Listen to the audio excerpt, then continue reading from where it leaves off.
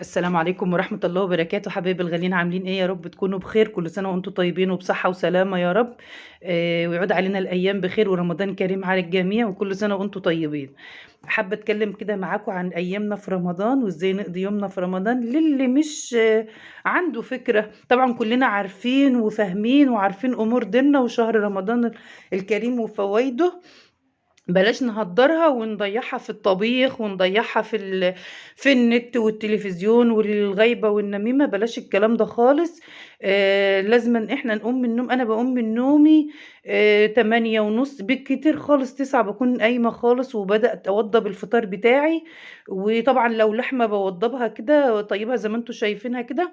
طبعًا أنا كنت باغلي البطة بس علشان هي كانت في الفريزر وعشان أشوّحها على نضافة، لإن هي بقى لها فترة في الفريزر. باقوم أوضّب الفطار بتاعي، لو لحمة باطيّبها كده وأبقى أحمّر العصر وأمسح بوتاجازي وأوضّب حتى الرز على شعرية، باحمّر الشعرية واغسل الرز واحطها عليها وأسيبها برضه وما اطيّبهاش إلا العصر، بحيث إن أنا يبقى العصرية ديّة عندي فايقة خالص. يا دوبك حتى العصير باعمل العصير وادخّله في التلاجة وحتى التمر بابله من الصبح واركنه برضه في التلاجة، بحيث إن أنا ما اضغطش نفسي كده شغلانة الصبح وشغلانة العصر، لأ حاطة وقت لقراية القرآن. يعني إحنا لازم إن إحنا نطلع من شهر رمضان ده يعني كسبانين، مش خسرانين ولا حاجة، يعني على الأقل ربنا يكون متقبّل مننا وراضي عننا. ولو أنتِ راضية عن نفسِك وعن صيامِك وعن إيمانِك وعن اللي أنتِ بتعمليه، أكيد ربنا إن شاء الله هيكون راضي عنِّك وهيتقبّل مننا جميعًا يا رب. يا رب تقبّل مننا جميعًا شهر رمضان الكريم، صيام وصلاة وقراية قرآن ودعوات. يا رب يكون من نصيبنا كل خير يا رب.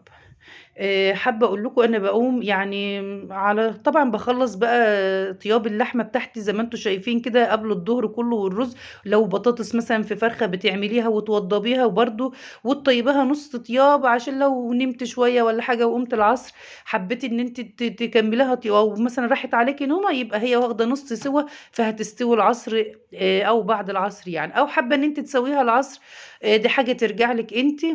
وبرضه حابة لو أنتِ مثلًا تقري لِك جزء قبل الضهر وجزء بعد الضهر، الجزء القرآن بياخد نُص ساعة، ونُص ساعة ل5 دقايق كمان، يعني مش بيكمّل النُص ساعة، مع القراءة البطيئة بياخد نُص ساعة. لو قريتِ لِك قبل الضهر جزء وبعد الضهر جزء والعصر جزء وقبل المغرب، لو مثلًا عندِك وقت أحيانًا بيبقى قبل باقي ربع ساعة، باقي تِلت ساعة.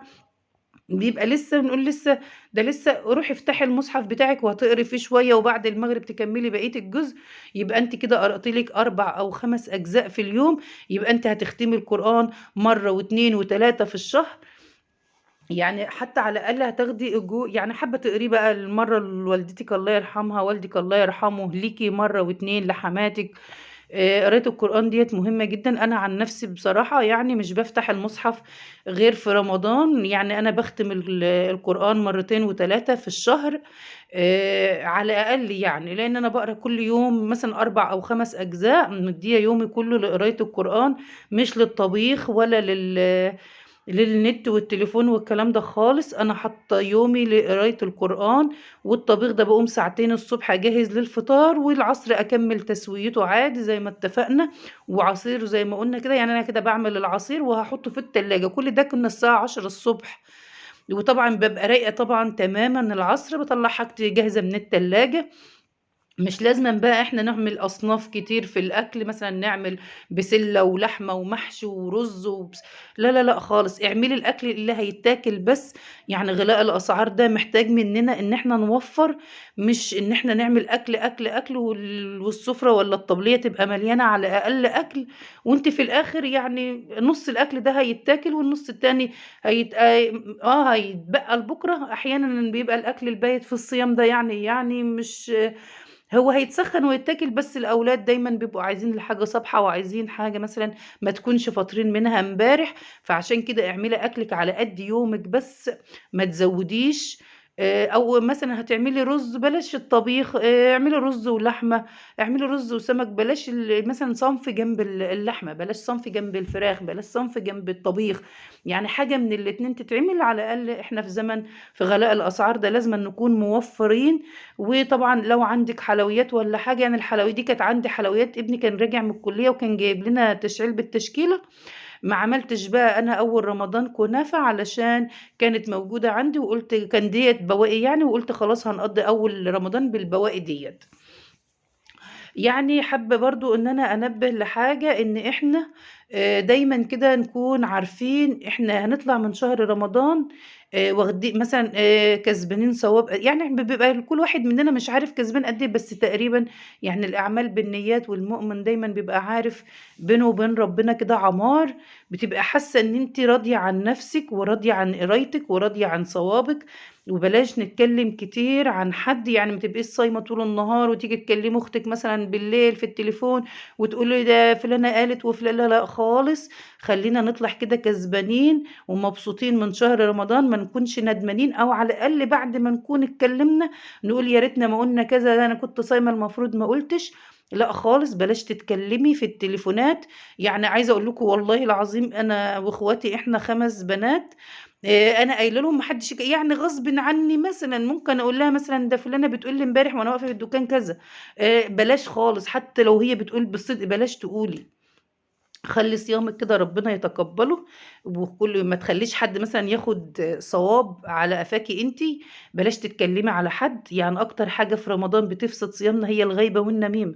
بلاش نتكلّم عن حد، يعني إحنا دايمًا في الجامع في صلاة التراويح الشيخ بينبّهنا عن الغيبة والنميمة. الصوم يا جماعة ممكن تصومي وتصلّي وتقومي قيام الليل 20، 30 ركعة، وتيجي تصلّي الضهر وتيجي وأنتِ طالعة من الجامع كده تتكلّمي مع واحدة على واحدة.